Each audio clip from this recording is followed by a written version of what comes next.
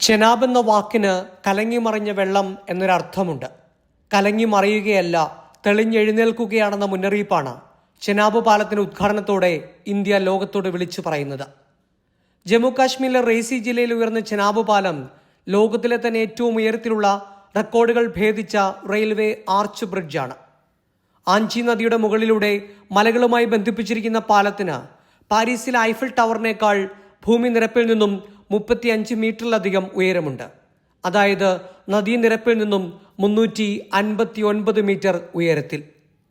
1315 metre നീളമുള്ള പാലത്തിനായി 30,000-ലധികം ton steel ഉപയോഗിച്ചിട്ടുണ്ട്.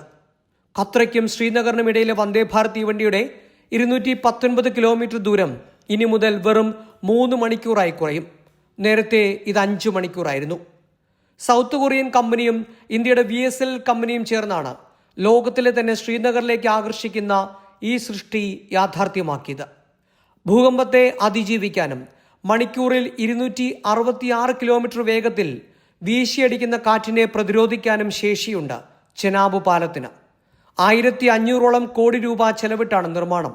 300-ലധികം civil എഞ്ചിനീയർമാരും 1300-ലധികം ജോലിക്കാരും 24/7 ആഴ്ചയിൽ അവധിയെടുക്കാതെയാണ് ഈ പാലം പണിക്ക് പിന്നിൽ അണിചേരുന്നത്. ഉധംപൂർ, ശ്രീനഗർ, ബാരാമുള്ള റെയിൽ ലിങ്കിന്റെ ഭാഗം കൂടിയാണ് ചെനാബ് പാലം.